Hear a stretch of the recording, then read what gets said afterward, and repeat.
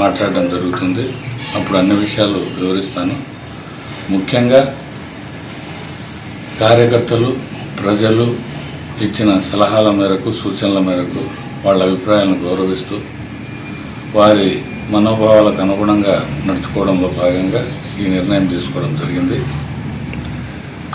భవిష్యత్తులో ప్రజాస్వామ్య పద్ధతుల్లోనే రాజకీయంగా ప్రజలకు మేలు చేసేదానికి నా చివరి క్షణం వరకు ప్రజల కోసం తోడ్పాటు అందించేదానికి నేను రాజకీయాల్లో కొనసాగుతాను, ప్రజాసేవ చేస్తాను.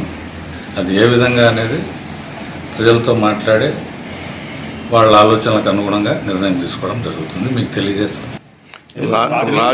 రాజీనామా లేఖను ఎవరికి పంపించినారు, ఎలా పంపించాను, ఎప్పుడు పంపించాను? ఈరోజు ఉదయం పార్టీ జాతీయ అధ్యక్షుడు పంపించాను.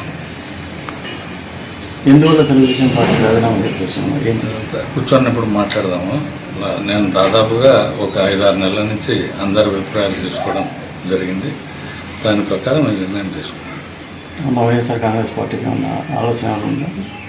ఇప్పటికైతే నాకు ఈ రోజు వరకు అయితే ఆలోచన లేదు. భవిష్యత్తులో ప్రజల సూచనలను బట్టి తీసుకునే నిర్ణయం మీకు తెలియజేసి తీసుకోవడం జరుగుతుంది. అన్న, మీరు ఇన్ఛార్జ్గా బాగా అక్కడ ప్రోగ్రాంలలో పాల్గొంటూ ఉన్నారు. మీకు పులివెందల ఎమ్మెల్సీ కానీ, రైచోటి మంత్రి కానీ, రాయంపేట చమర్తి కానీ ఇబ్బందులు పెట్టారా? అందుకే ఈ నిర్ణయం తీసుకున్నారా? అవన్నీ తర్వాత కూర్చున్నప్పుడు మీకు చెప్తాను.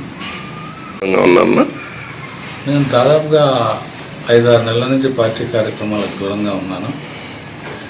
నేను ఈ రాజీనామా నిర్ణయం మా తండ్రి జీవించి ఉన్నప్పుడు కూడా వారితో కూడా చర్చించడం జరిగింది. ఈ రాజీనామాకు వారి అనుమతి కూడా ఉన్నట్లే భావించవచ్చు. పెద్దలకు కూడా చెప్పారు సార్, ముందు ఆల్రెడీ డిస్కషన్ జరిగింది.